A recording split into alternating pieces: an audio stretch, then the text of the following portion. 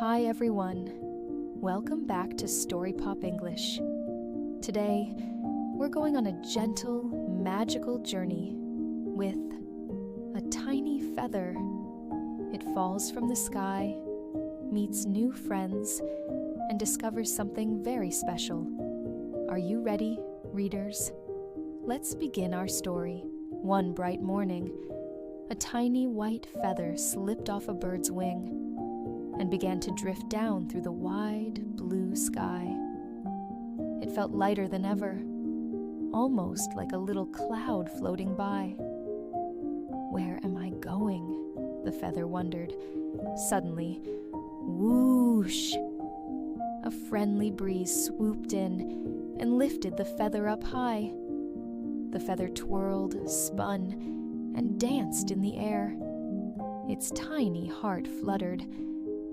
This is scary, but fun. It giggled. The breeze carried the feather over a beautiful green forest.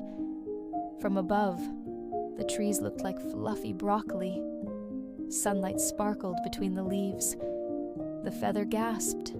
The world is so big and so beautiful. After a long ride, the tired feather landed gently on a quiet branch. A curious squirrel popped its head out and sniffed at it. Sniff, sniff. The feather froze, then relaxed. "Hello there," it whispered shyly. But before the feather could rest for long, the breeze returned. "Ready for another adventure," it whispered. Then, whoosh! The feather shot back into the sky, laughing as it rose higher than before. The feather floated over a shining river.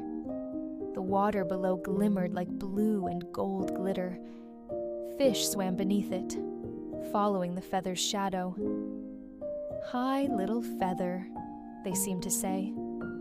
The feather felt calm, peaceful, safe. The breeze slowed, and the feather drifted into a meadow full of soft, pastel flowers. It landed gently on a warm petal. The feather's eyes widened. "I've never seen anything so pretty," it whispered. A tiny bunny hopped over and paused beside the feather. Its ears perked up. Its nose wiggled. Then it smiled. A small, warm, gentle smile. And just like that, the feather didn't feel alone anymore. As the sky turned pink and gold, the feather looked up, toward the place where the bird once flew. Suddenly, everything made sense. Every twist, every fall, every breeze had helped the feather grow braver and wiser. A soft evening breeze arrived and lifted the feather once more. But this time, the feather didn't feel scared. It felt free. Free to fly, free to explore, free to dream. "Wherever I go next," it whispered, "I'm ready." Because sometimes, letting go leads you to the most beautiful places of all. Great listening, readers.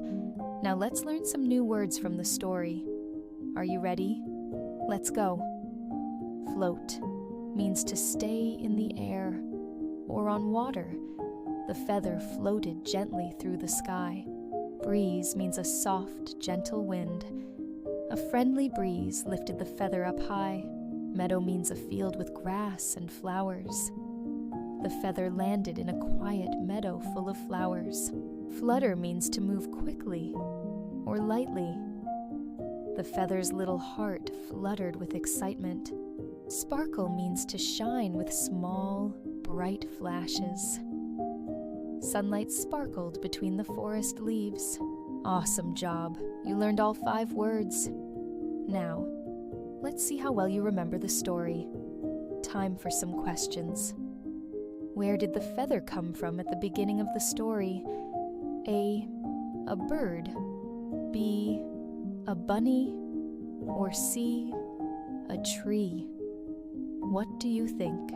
What helped the feather travel through the sky? A. The rain. B. The breeze. Or C.